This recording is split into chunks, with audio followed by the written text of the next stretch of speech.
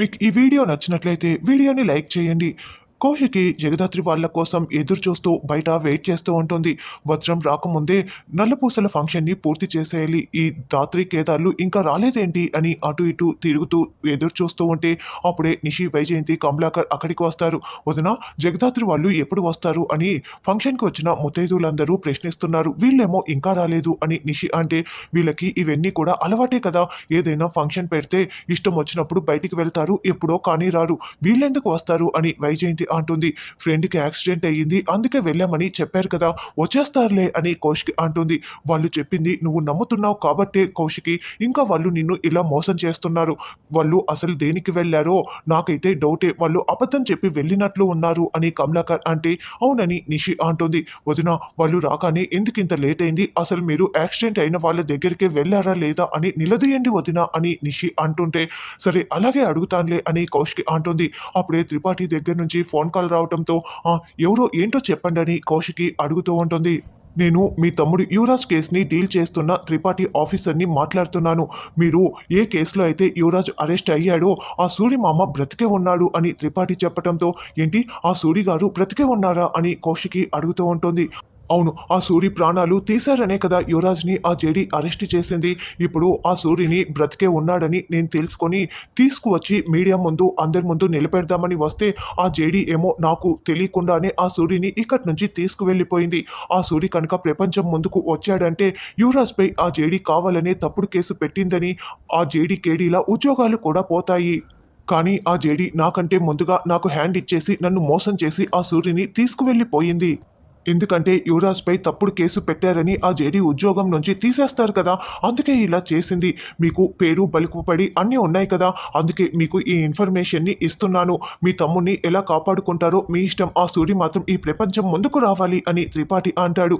JD JD JD ఎందుకు ఆ JD నా తమ్ముడు యువరాజ్పై ఇలా పగబట్టి తప్పుడు కేసులన్నీ పెడుతోంది అని కౌశికి అరుస్తూ ఉంటుంది. అదంతా నాకు తెలీదు, మీకు ఇవ్వవలసిన ఇన్ఫర్మేషన్ అయితే ఇచ్చాను. మీకు పేరు పలుకుబడి చాలా ఉన్నాయి కదా, మీరు చేయాల్సింది మీరు చేయండి. ఆ సూర్యుని ఈ ప్రపంచం ముందుకు ఎలా తీసుకురాగలరు ప్రయత్నించండి. అప్పుడు యువరాజ్పై ఏ కేసు ఉండదు, బయటికి వచ్చేస్తాడు అని చెప్పేసి త్రిపాఠి ఫోన్ పెట్టేస్తాడు. ఏంటి కౌశికి, సూరి బ్రతికే ఉన్నాడా, నిజమేనా అని కమలాకర్ ప్రశ్నిస్తూ ఉంటే, అవును బాబాయ్, సూరి మామ బ్రతికే ఉన్నారంట, కానీ సూరి మామని ఆ జేడీ తీసుకువెళ్ళిపోయిందంట. నేను వెంటనే హోమ్ మినిస్టర్తో మాట్లాడతాను, యువరాజ్ని బయటికి వచ్చేలా చేస్తాను అని కౌశికి ఫోన్ తీసుకొని పక్కకు వెళ్తుంది. దేవుడా, యువరాజ్ అయితే బయటికి వచ్చేస్తాడు.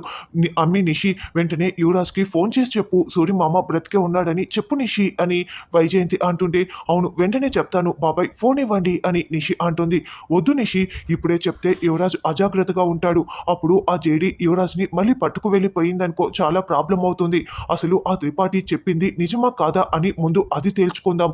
సూరి నిజంగానే ప్రాణాలతో ఉంటే అప్పుడు మనం యువరాజ్కి ఇన్ఫార్మ్ చేద్దాము అని కమలాకర్ అనడంతో, అవును నువ్వు చెప్పింది నిజమే మావయ్య అని నిషి అంటుంది. దేవుడా, ఆ సూరి బ్రతికే ఉండేలా చేసి మా అబ్బోడు బయటికి వచ్చేలా చూడు దేవుడా అని వైజయంతి వేడుకుంటూ ఉంటుంది. తర్వాత ధాత్రి, కేదార్, రమ్య ముగ్గురు కూడా సూరిమామని తీసుకొని ఒక పోలీస్ సేఫ్ హౌస్కి తీసుకువస్తారు. సూరిమామ, నువ్వు ప్రాణాలు కోల్పోయావని నేను ఎంత బాధపడ్డానో, నా కోసం నువ్వు ప్రాణాలు కోల్పోయావని నేను చాలా బాధపడ్డాను. ఇప్పుడు నాకు చాలా సంతోషంగా ఉంది మామ అని కేదార్ అంటే, లేదు కేదార్, నువ్వు సుధాకర్ కొడుకు అని నేను నిరూపించాలి. నా ప్రాణాలు పోతున్నప్పుడు కూడా అయ్యో నేను నిరూపించకుండా ప్రాణాలు కోల్పోతున్నానే అని ఎక్కువ బాధపడ్డాను. అసలు ఏం జరిగిందో తెలుసా, యువరాజ్ నన్ను కత్తిపోటుతో పొడిచేసి వెళ్ళిపోయారు. నేను ప్రాణాలు కోల్పోయానని నన్ను అక్కడే పడేసి యువరాజ్ వాళ్ళు అక్కడి నుంచి వెళ్ళిపోయారు. అప్పుడు నేను స్పృహ కోల్పోయి ఉన్నాను అని అంతకుముందు జరిగింది ఆయన చెప్పుకుంటూ వస్తూ ఉంటాడు. అలా సూరిమామ స్పృహ లేకుండా పడిపోయి ఉంటే అప్పుడే అటుగా ఒక ఇద్దరు వ్యక్తులు వెళ్తూ ఉంటారు. అయ్యో, ఎవరో ఈయన్ని గుండెల్లో ఎలా పొడిచేసి వెళ్ళిపోయారో చూడు, ఈయన ప్రాణాలు పోయినట్లు ఉన్నాయి, వెంటనే పోలీసులకి చెప్తాము అని ఒకతను అంటే, రే, ఇప్పుడు నువ్వు పోలీసులకి చెప్తే నువ్వు నేను ఇదంతా చేశామని మనల్ని స్టేషన్లో వేస్తారు. ఇతడి ప్రాణాలు ఎప్పుడో పోయాయి, మనం వెళ్దాం పదా అని ఇంకొక పెద్ద ఆయన అతన్ని తీసుకువెళ్తూ ఉంటారు. అప్పుడే సూరిమాంకి మెల్లమెల్లగా కాస్త మెలకువ వస్తూ ఉంటుంది. కళ్ళు తెరిచి చూస్తూ ఉండటంతో, అయ్యో, గుండెల్లో పొడిచినా కూడా ఈయన ప్రాణాలు ఇంకా పోలేదంటే ఈయన ఏదో సాధించడానికే, ఏదో కార్యం చేయటానికే ఇలా ప్రాణాలతో ఉన్నట్లున్నారు అని వాళ్ళు మాట్లాడుకుంటూ వెంటనే అంబులెన్స్కి కాల్ చేసి ఉంటారు. లక్కీగా నాకు గుండె కుడివైపున ఉంది కాబట్టి నేను ప్రాణాలతో బయటపడ్డాను. వాళ్ళు అంబులెన్స్‌కి కాల్ చేయటం వల్ల ఇదిగో మీ ముందు ఇలా నేను ప్రాణాలతో ఉన్నాను. కానీ నువ్వు సుధాకర్ కొడుకు అని నిరూపించే తీరుతాను. వెంటనే నన్ను సుధాకర్ దగ్గరికి తీసుకువెళ్ళండి అని సూరిమామ అంటాడు. చూడు సూరి బాబాయ్, ఇప్పుడు నువ్వు రావటం చాలా ప్రమాదకరం. నువ్వు మళ్ళీ ప్రాణాలతో ఉన్నావని యువరాజ్‌కి తెలిస్తే నిన్ను మళ్ళీ ప్రాణాలు తీసే ప్రయత్నం చేస్తాడు.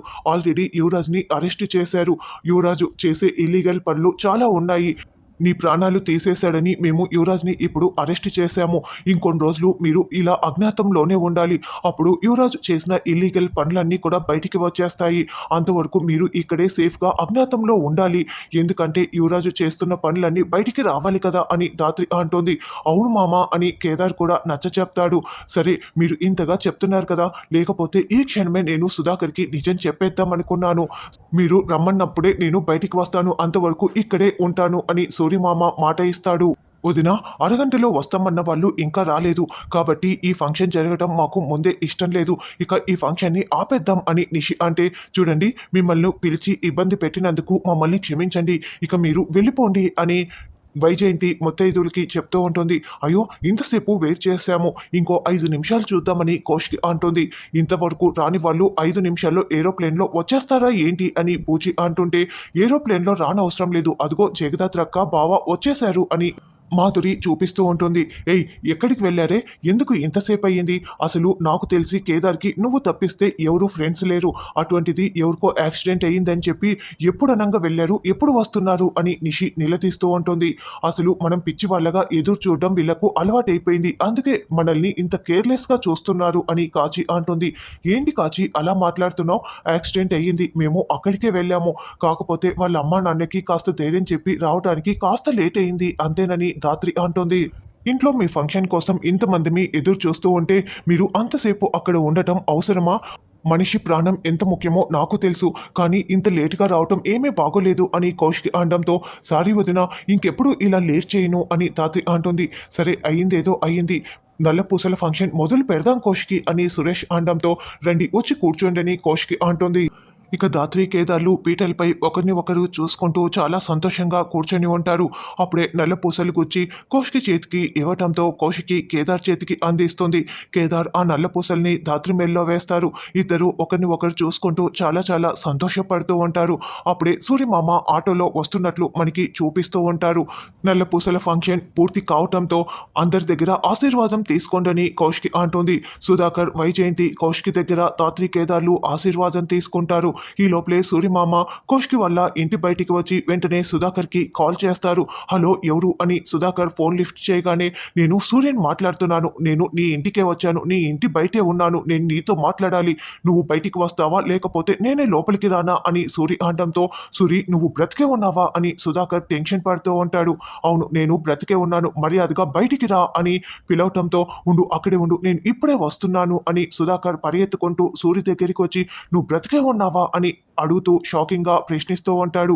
అప్పుడే కౌశికి దూరం నుంచి వీళ్ళని గమనిస్తున్నట్లు మనకి చూపిస్తూ ఉంటారు.